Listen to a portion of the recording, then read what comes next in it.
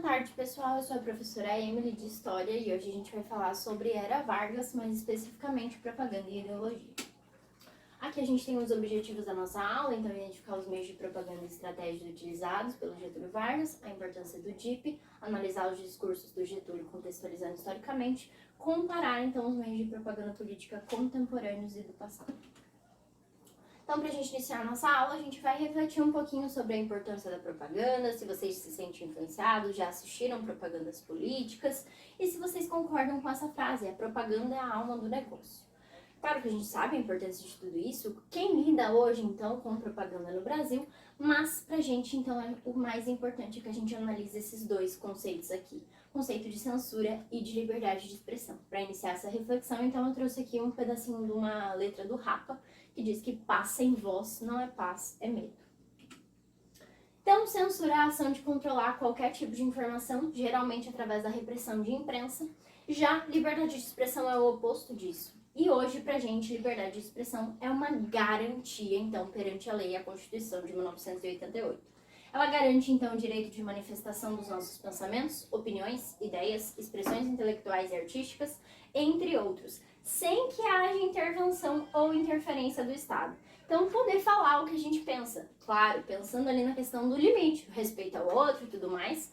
Mas outro conceito importante para a gente também é a liberdade de imprensa, que possibilita que a gente tenha acesso a fontes diversas de conhecimento, e não só, por exemplo, uma fonte direta do governo ou coisas do tipo.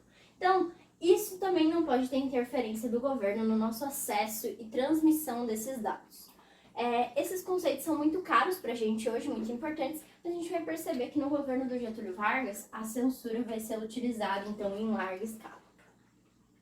Então, o governo do Getúlio vai incentivar bastante a cultura e a identidade nacional. Isso era um tema bastante importante desde lá da época da República, e o Getúlio vai se aproveitar disso, criar essa identidade brasileira, esse sentimento de pertencimento. Inclusive o nome Estado Novo era para justamente mostrar essa inovação, novidade e eficiência em contrapartida à República Velha.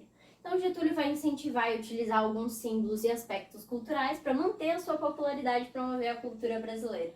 Principalmente o carnaval, então patrocinando desfiles de escolas de samba, falando de temas ali que tivessem a ver com a cultura e identidade nacional, e também os livros e materiais didáticos, com essas imagens históricas de heróis e tudo mais. Então aqui a gente vai analisar algumas delas. Essas são imagens de livros didáticos da época, né, materiais das escolas. Então a gente tem aqui o Tiradentes, o José Bonifácio, o Benjamin Constant como líderes, então heróis nacionais. E aqui eu coloquei uma ampliação para vocês percebam essa frase aqui, a nacionalidade forte e esse discurso voltado para as crianças, as pessoas sempre sorrindo nas imagens, enfim. Crianças, aprendemos no lar e nas escolas o culto da pátria, trareis para a vida prática todas as probabilidades de êxito. Só o amor constrói, e amando o Brasil forçosamente o conduzireis aos mais altos destinos entre as nações, realizando os desejos de engrandecimento aninhados em cada coração brasileiro. Aqui a gente tem então Getúlio discursando para uma população, todo mundo ali com bandeiras nacionais, prestando atenção, e aqui o grande incentivo do Getúlio Vargas à educação. Nessa época a gente está falando de um Brasil que é basicamente de mais da metade da população analfabeta, mas o Getúlio tem uma grande proposta de mudanças educacionais, e para ele, inclusive, era muito importante que os trabalhadores fossem mais técnicos. Vários cursos técnicos vão ser criados nessa época, e aqui é justamente colocando que Getúlio vestiu essa camisa, incentiva isso. E aqui nós temos um comparativo, então, entre alguns líderes de bastante destaque dessa época e como, às vezes, a propaganda deles é muito parecida, apesar das diferentes ideologias políticas, econômicas e até mesmo locais que estavam. Então, Hitler, Stalin e Vargas. O Getúlio vai criar especificamente um departamento a partir de 1939 que vai ter como função fazer a censura e restringir a oposição ao governo. Se nessa época você tivesse um jornal e falasse mal, fizesse uma crítica do Getúlio Vargas, provavelmente alguém do departamento de imprensa e propaganda teria que ter uma conversinha com você. Também tinha como objetivo, além de censurar, fazer as propagandas, festividades, aumentar essa popularidade do governo, mostrando sempre uma imagem positiva do Getúlio como um grande líder carismático, um paizão, tá?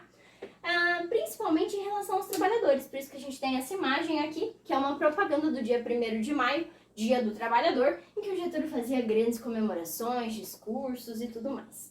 As pessoas, então, tinham que ter esse culto à personalidade de Vargas, literalmente como se ele fosse quase um deus. Valorização da cultura brasileira, esse sentimento de nacionalismo, de amar, querer estar no Brasil, e incentivo ao trabalhador. Se todo mundo pudesse ser trabalhador nessa época, melhor para o Getúlio, porque essa era a base de apoio dele. Inclusive, sobre essa base de apoio, pode-se questionar se somente os trabalhadores apoiavam o Getúlio Vargas, mas esse aqui é o slogan mais famoso da época. Então, pai dos pobres e mãe dos ricos. Aqui nessa imagem a gente tem um trabalhador numa gangorra e do outro lado a gente teria essa burguesia. E no meio nós temos ali o nosso baixinho, o Getúlio Vargas, tentando controlar o sistema. Justamente porque Vargas tem já o apoio do trabalhador, ele fez inclusive vários direitos trabalhistas para conquistar esse apoio, mas para ele era muito importante também conquistar o outro lado. E através então do nacional desenvolvimentismo, esse incentivo à indústria, às empresas privadas, a entrada de capital estrangeiro, é que ele vai conquistar também então esse outro lado da moeda. Sempre com aquele sistema paternalista de que ele está ali cuidando do Brasil como se fosse uma grande família. E para fazer isso, então, mostrar mais ainda essa grande aproximação do Getúlio, ele vai se utilizar da empolgação com o rádio. O rádio foi um meio de comunicação muito popular nessa época e as pessoas então se reuniam ali para escutar notícias, radionovela, transmissão de futebol, programas de auditório, num geral, enfim. E ele vai criar então um programa para o próprio governo que era A Hora do Brasil. Então, A Hora do Brasil, criada em 1935, buscava fazer pronunciamentos, exaltar, fazer propaganda do governo. Esse programa existe até hoje, claro que remodelado. Hoje ele se chama A Voz do Brasil, é transmitido de segunda a sexta, a partir das 19 horas, no rádio, e ele informa sobre os três poderes, né? Executivo, Legislativo e Judiciário. E, claro, de uma forma ali a trazer várias notícias, pronunciamentos e novidades sobre o governo. E aí entra a nossa tarefa. Então, para a gente fixar nossos conteúdos, daqui até a próxima aula você terá que escutar um trechinho, uma notícia, um pedacinho de uma transmissão, então, da Voz do Brasil, anotar no seu caderno qual foi a notícia, o que você achou daquilo, se achou positivo ou negativo, enfim, para a gente começar a nossa próxima aula compartilhando essas informações. Agora a gente vai para a parte prática da nossa aula, que é justamente, então, uma atividade de analisar discursos do Getúlio Vargas. Eu trouxe aqui diversos discursos, a gente encontra ele na Biblioteca da Presidência da República. Vocês vão se juntar em grupos de 4 pessoas, ler o discurso fazendo anotações sobre o que vocês acham importante ali, suas percepções. E depois de ler coletivamente e fazer essas anotações, vocês vão receber em uma folha um estudo dirigido para ler, interpretar e responder as perguntas de acordo com o discurso que você recebeu. Vocês estão lidando com uma fonte histórica aqui. O trabalho dos historiadores é justamente ler isso aqui, interpretar e escrever sobre o passado. E aí vocês vão perceber algumas dificuldades e diferenças ali do nosso português, mas eu estou à disposição aqui para auxiliá-los.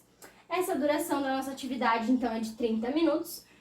Se reúnam aí em grupos, mas antes da gente começar, só para a gente finalizar o nosso conteúdo, retomando então, durante o governo do Getúlio Vargas, principalmente no Estado Novo, de 1937 a 1945, vai se utilizar da censura, a propaganda ideológica a favor do Estado, e para então fazer essas atividades foi criado o DIP, Departamento de Imprensa e Propaganda, que vai utilizar a cultura popular, a identidade nacional, os meios de comunicação, festividades e a educação para promover uma imagem positiva do governo, apesar da gente saber que esse é um sistema já autoritário, afinal não existiam eleições e Getúlio era o líder único da nação.